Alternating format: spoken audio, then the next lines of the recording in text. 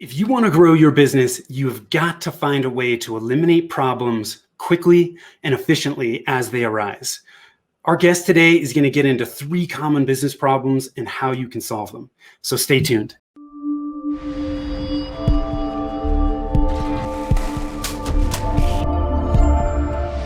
Stay tuned. Hi, I am Tim Fitzpatrick with Rialto Marketing. Thank you so much for tuning in. I am super excited to have with me Krista Crotty from Velocity Business Strategists. Krista, welcome and thanks for taking the time. Thank you, Tim. It's a pleasure to be here. Yes, absolutely. Before we jumped on, guys, just so you know, if you're watching this via video, if Krista's screen starts to blink, it's because the pandemic has impacted the electrical grid in Las Vegas. But right now we're in good shape. So aliens are trying to get in to watch too, so the screen will go all wonky and technology's our friend. Well, thank you for joining me. I'm excited to dig into this because as business owners, we're constantly hitting roadblocks and we need to find ways to push through those. And I know you help business owners do exactly that. So absolutely. Before we jump into what we're going to talk about, just tell us a little bit more about you and what you're doing at Velocity Business Strategists. Okay. So I'm located locally in Las Vegas and I work with clients worldwide. My background is being a problem solver. I have a degree in mechanical engineering. I have a master's in production and operations management.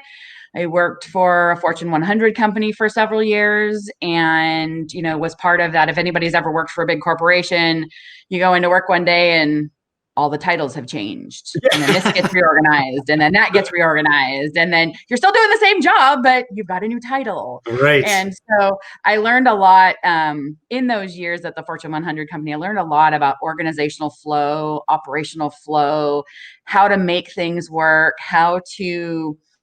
what I understand now to be reframing, how to talk about something when they're like, oh, we've always done it that way. And then you present it, yet it's the same idea. And you're able to go and say, tweak it a little bit so it doesn't look like quite the same idea. Yeah. So my background has really been problem solving. Velocity Business Strategists is all about, you talk about roadblocks. It's all about removing those roadblocks, finding a way around them, through them, working with them. People a lot of times will ask me where the name come from. So part of the other side of my background on the personal side is I'm a huge motorsports person. I've raced cars since I was 16. I've been, all over the world to watch racing, and Velocity just kind of fit because I like helping people, accelerate their success, speed things up, figure out new ways to do things. Because for those of you who understand racing or have ever been around it, every lap's the same. Yes.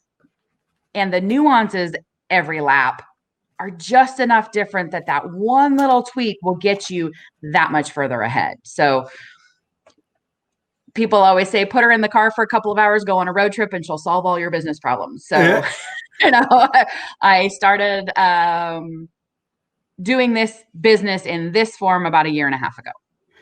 Very cool. I learned something new about you. I had no idea that you were a huge motorsports fan. Yes. So, and talking about how it's just round and round. Like my friends and I used to joke about NASCAR. It's like they're going round and round and round and round. Yeah, but I'm a Formula One girl. I'm a road racing. That's my jam. Yeah. In fact, this is me in my car.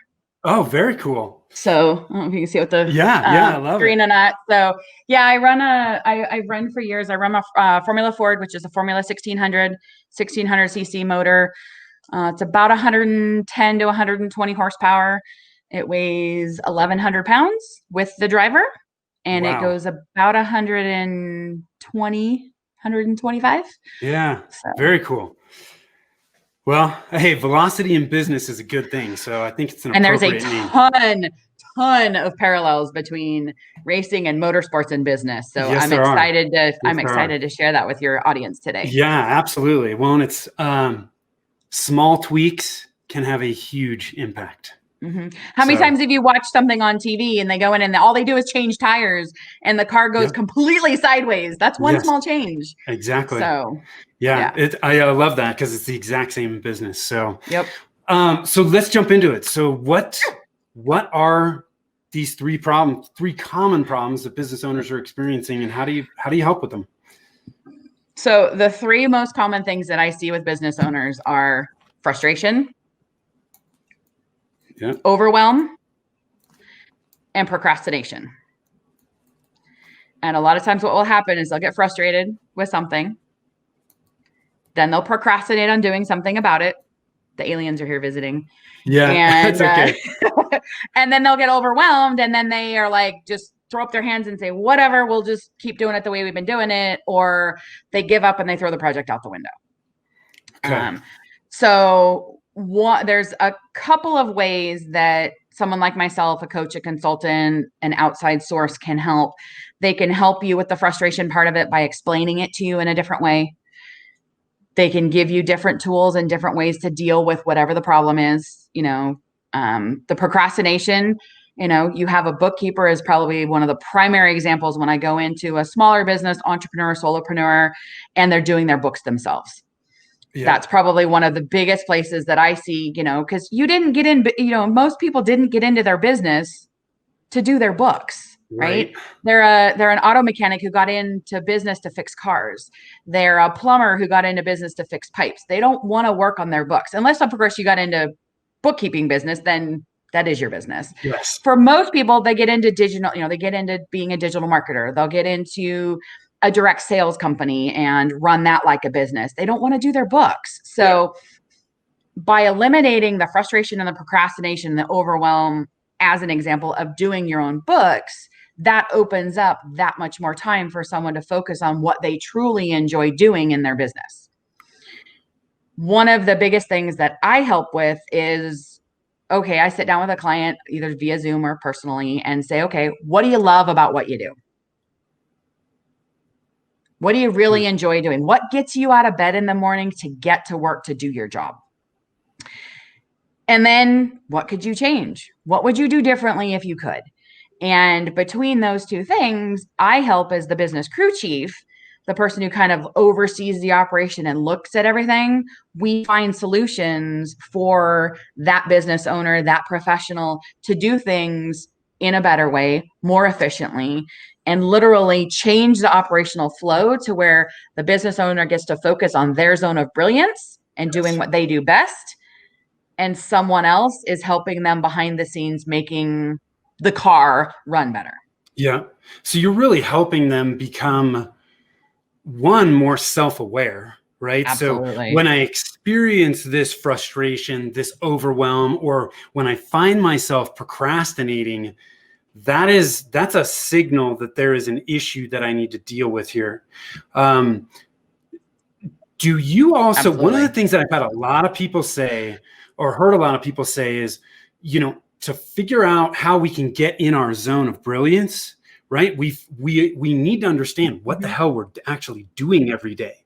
So do you ever tell people to, hey, look, for the next week, I want you to, or the next day, 2 days, I want you to write down every single thing you do. So yes, absolutely. So when I first start working with a client, I give them what we have affectionately, my coach gave it to me when we first started. It's affectionately called the FU homework. and it stands for literally exactly what you think it stands for. Yes. And so I'm just going to randomly open to a page. So what you do is you take a screenshot of your calendar, what you have planned for the day, right? What you have planned for the day, you screenshot that and you send it to someone, whether it's electronic or written or whatever. And then you literally write down every minute of the day on what you do, right? Mm-hmm. So you take it and you go, okay, I did, I got up for me this morning. I got up, I meditated, I had my coffee, I got my daughter up, got her ready for school. We had breakfast together. My husband happens to be home today. So we as a family had breakfast. We got things moving. He took her to school. I came out to my office. Yeah.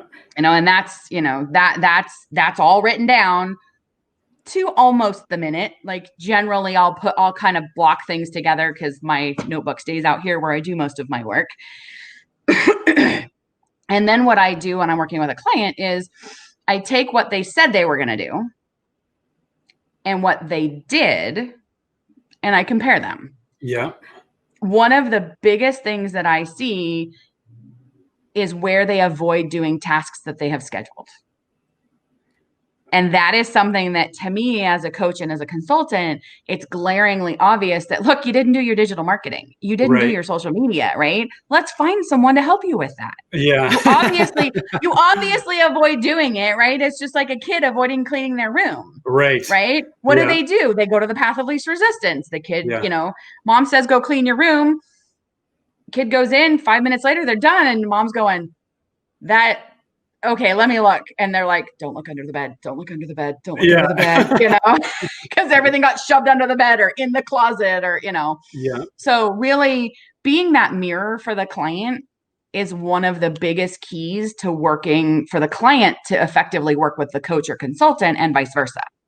Yeah. So I love that, because it's, there's some parallels with how we approach marketing here as well. It's like you can't create a plan to market your business until you first know where you're starting from. And what is your business? What do you really want to do? Right. Or what are you doing right now? What is working? It's like a GPS. You can't put in, I want to go to the airport, until it's not going to work unless you tell where you're starting from. This is the exact same thing. And it's the exact same thing that we approach when we put a plan together. You got to know, most people don't really know everything that they're doing each day. And when they come back to it and actually look at it, they're like, oh my God, I'm wasting so much time. I was so busy today, yet I got nothing done. Well, that's because you spent 4 hours scrolling on Facebook. Right. Right. And when you have somebody else looking at that and going, I did what?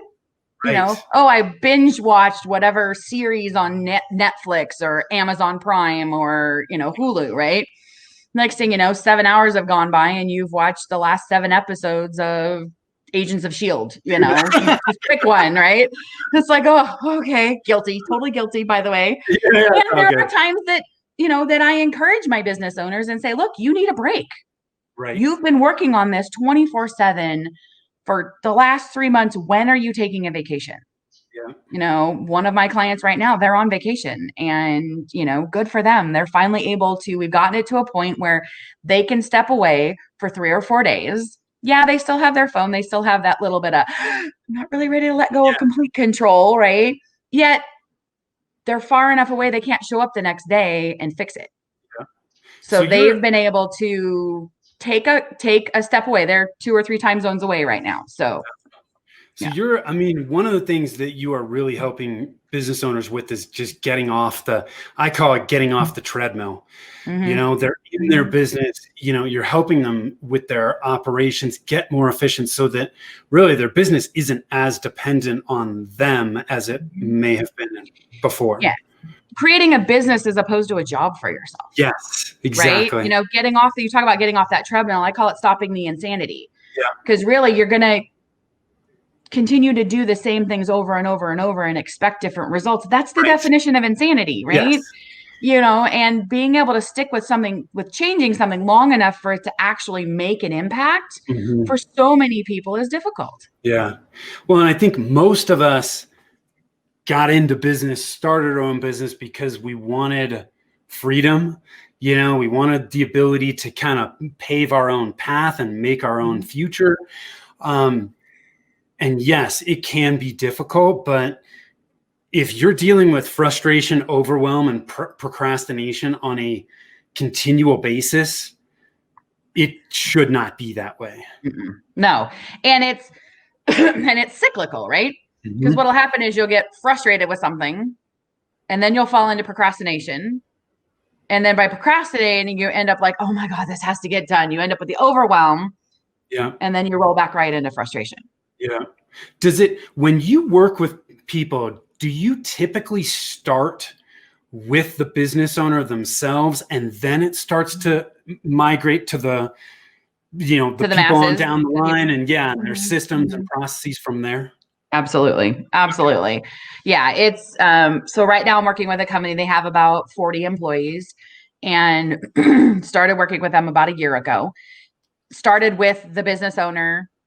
It's a husband and wife that own the business. I started with the wife, started working with her. And then as I was in there working with her, people in the office kind of overheard what we were doing and started asking questions. And so I started to work with them as well, pull them in on some projects. And it's a lot of mindset work. It's a lot of shifting the reality. It's looking at something and seeing it from a different perspective. Yeah. So I know you have kids. I have a daughter. It's one parent comes in and says something and they don't do it. Clean your room. No, they don't do it. Yet the other parent goes in, literally can say exactly the same thing and the kid does it, right? Yeah. It's that shift in perspective, that shift in reality that helps them unconsciously say, yeah, this is the right thing to do. Okay, let's go. Yeah. Yeah. So part of fixing problems, I love this, is really first you have to be in the right mindset to be able to fix it, right? You have to be open to change. Open to change, and you have to shift your perspective, because sometimes the problem isn't getting solved because you have the wrong perspective. How many times have you looked for your keys? You've lost your keys. You look for your keys. You look for your keys, and they're right there in front of you. Yes. Yeah. It's the same thing. Yeah. God, I love that. So let's, this is awesome. I love this. So frustration, overwhelm, procrastination, 3 most common issues. If you are experiencing those as a business owner, you do not need to continue doing that. You need to reach out to someone like Krista. Reach out to Krista. She can help you with that. And I think she's done a really good job of kind of unpacking what this looks like as you start to work with somebody, which is great. And I will say that,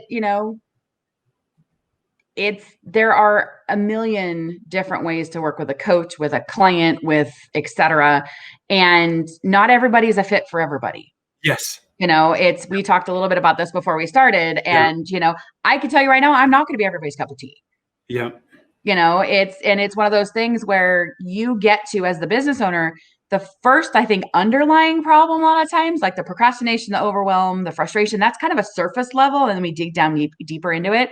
The first, anytime that you realize as a business owner that you need help, that's really where it all starts. Yeah. That's where the transition from having that recurring frustration, procrastination, overwhelm starts, is that, you know what, I could use some help with this. Yeah. And for a lot of us business owners, you hit the nail on the head. We wanted freedom. We didn't want anybody telling us what to do. We wanted to be able to set our own schedule. We wanted the ability to do what we do, when we do it, why we do it, et cetera. And for a lot of people, it's scary to say, I need help. It is. It is.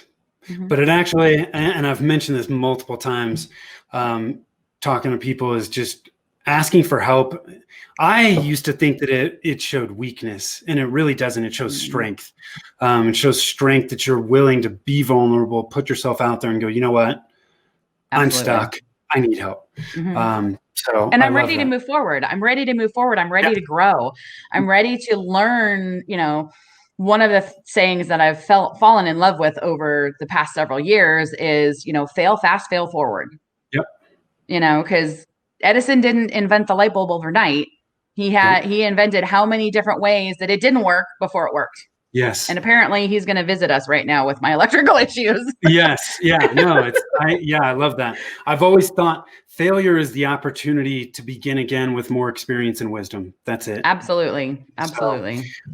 So this next question I love, because one of the fundamentals that we focus on with people from a marketing standpoint is you got to know who your target market is. Who is your ideal client? So let's talk about you. Who's your ideal client and why? Oh, it's broad, yet it's very specific. Okay. For me, it is that business owner who now understands that they need help. Yes. They're open to having help, So psychographically. Psychographically, like psychographics of it are, they've been doing things, they understand success, they know what their definition of is of a success, because everybody's definition of success is different. What's successful to you is totally different than to me. Yeah. They understand where they want to go, yet they're struggling with how to get there. They understand why they want it. They understand what they want. They're just unclear on how to get there. During the past 6 to 9 months, I've had a lot of success working with tradespeople, HVAC, plumbers, electricians, auto mechanics. Because like I mentioned before, they're really good at their trade. They're really good at fixing the electrical problems. They're really good at understanding when somebody says, hey, my car's doing this. They're like, oh, well, that could be this, this, and this, and let's look into it, right? Yeah. Not so good at maybe the marketing side of it, not so good at the, digital side of it. Definitely not for a lot of the people that I work with. It's because it's new to them. It's very uncomfortable. It's very outside their box. Somebody needs their car fixed. They're not going to, some people will look it up on the computer, but they're going to be like, hey, just fix it, get the lights to shut off. And so I can drive it. Yeah. So my ideal client is really that business owner, that executive level person who understands that by doing it with somebody, by working with someone, they'll get to the other side that much faster. Yeah. I love that. I want to point something out here because I think this is a really important thing to keep in mind. So with your ideal client, you've identified the industry, right? Tradespeople, which is great. That's a lot of people do that, right? They're like, hey, I work with attorneys or CPAs or whatever it may be. Mm-hmm. Where a lot of people stop and where you have not is the psychographics. To me, the psychographics are just as important, if not more important than the demographics. Mm-hmm. Because not all tradespeople are your ideal clients, because if they are not psychographically in this place where they're ready to get help, mm-hmm. they're not going to be good clients for you. Mm-hmm. And the great thing is, by looking at the psychographics part of it and really focusing on that, like, are you a business owner that has been frustrated, continually procrastinates, deals with overwhelm? I have kept my box open to where, yes, absolutely, I work well with tradespeople. I think that comes from the engineering background, the motorsports, understanding the difference between a Phillips and a flathead. You'd be amazed at how many guys I went to school with that didn't know the difference between those two, but understanding the mechanics of it, understanding how things work, because I can apply the exact same methodologies to sales. Yep. You can apply you talked about attorneys. Attorneys are great at their craft. Again, not so great sometimes at working on their business side of it, right? Yeah. It really, working with the psychographics allows me to define who I want to work with. I don't care whether you sell bagels or BMWs. Yeah. Doesn't matter. Sales is sales, right? Yeah. Business is business. And if you run it like a business, if you treat it like a business, it will pay you like a business. Yeah. I spent 8 years in direct sales, network marketing. And, there were times I treated it like a business and it paid me like a business. Yeah. And there were times that I treated it like a hobby. It was my side gig. I hate that term. Hate that term, right? So, there are times where it's like, hey, here's my side gig and I'm promoting it. Okay, great. To me, that means, you're not going to spend as much time as it. You're not as passionate about it. You're not as into it as you are your business, right? Yeah. So for me, dealing with psychographics has really been the ability to choose the kind of person I want to work with as opposed to the kind of business. Yes. And it's opened it up to so many more doors. I mean, I have clients that range from the trades to entertainment to C-level executives to mortgage people. Yeah. Because it's all the same. If you can listen with both ears and speak with one mouth, it's that much easier to get into business. One of my favorite sayings from one of my mentors is "sell without selling." Yeah, I love that. is that I somebody's like, "You do sales?" I was like, "No, I help people make decisions. I help them buy. I help them understand how whatever product, service, or solution solves their problem." Yeah. Yeah. It's, I love that, because there's people that say, oh, I'm not good at sales all the time. And I don't know. I've always taken the approach where it's you're not selling. If you help people. We've all been selling since the day we were born. Yes. It's just we didn't call it sales, right? No, we didn't. We sold our parents on allowing us to go to the movies with friends. We sold our friends on liking us. We sold our friends on going to do something. Yes. It's all sales. It's all negotiation. It's just a matter of, are you able to solve whatever problem is out there? That's it. So, Krista, you've given us a ton of value here. if people would say, you know what, man, Krista is like, flip the switch here for me. I know that I need some help. What are some of the different options that people have, and how do they go about finding somebody like yourself and finding a good fit? Absolutely. So there's several different ways. One of the ways is to understand how you work with someone. So some people work really well one-on-one. Some people really work well in a group. Some people will work well on their own. So that really falls into, most coaches, consultants will have individual coaching. They'll have group coaching programs.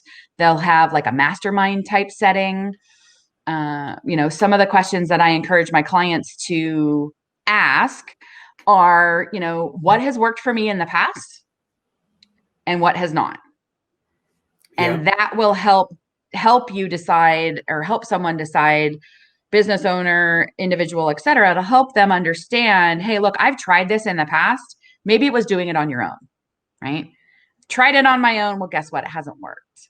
So if you go into a group setting or a mastermind setting, then you can learn from the other people that are there as well as the person facilitating it. Yeah. And sometimes you get to the point where that's great, and I know that I'm not so good at sharing in a group. Well, then maybe one-to-one coaching is better for you initially till you overcome that limiting decision. And then you can go into a group or a mastermind and get more out of it. Yeah. One thing I will say in working with a coach or a consultant, I truly believe this because I was burned by a coach in the past, is you want to pay in increments. You never want to pay for a program up front. There are coaches out there, consultants out there that will say, oh, you can work with me and it's $50,000 for the year. Okay. Yeah. Like that's like significant chunk of change right up front. Yeah. What I had happened to me is the coach got their money and they didn't have any skin in the game. Yes. They were like, yeah, okay. Whereas I'm like, I want my money back. I want my value. I'm ready to work. Let's go. Yet the coach was like, yep, this is how you've got me for this amount of time. And that's it. I found a lot of success working with a coach where, yes, it's a year-long commitment and I pay for it throughout that year. Mm-hmm. I pay once a month or every so many calls or things like that. So we both have commitment. We both have skin in the game, if you will. Yeah. And I would say talk to 3 or 4. Those, if you connect with me, absolutely reach out to me. Let's talk. Let's get on the phone. Let's have a conversation and let's talk. Let's see if I am the right fit for you. Because I am not going to be everybody's cup of tea, like I said before. If you can take it straight and take shots and deal with the cold, hard truth, great. I am learning how to be more, I won't say coddling. I'm learning how to be more sugar-coated. Yeah. To lay things on people a little more softly. Yes. Yet most of the people that I work with need that slap in the face, that knock of reality, that I've been looking here and hey, let's look over here. Most of the people that I work with need that because they've been so frustrated and procrastinated for so long that they need that smack of reality of, hey, okay, let's go. So I think it's important too to think about, you're doing coaching and consulting. Some people are doing just coaching. Some people are doing just consulting. To me, and correct me if your definition is a little different than mine, coaching is more, it's done with you. The coach is there to give you guidance, outside eyes, and help push you. But you are the one doing the work. With consulting, absolutely, the consultant is really driving things and doing most of the work. Mm-hmm. Yeah. I really view myself as I'm a hybrid. That's why I call myself a coach and a consultant. Yes. It's because, some people, and a lot of people, especially in the trades and those types of service-oriented businesses, they know what they're doing. They don't need help with their trade. Yeah. They need help with the overall running of the business. Yeah. They need help with the marketing of it. They need help with the books. They need help with the nuts and bolts and the gears and the wheels that make the overall business work. Right. Yeah.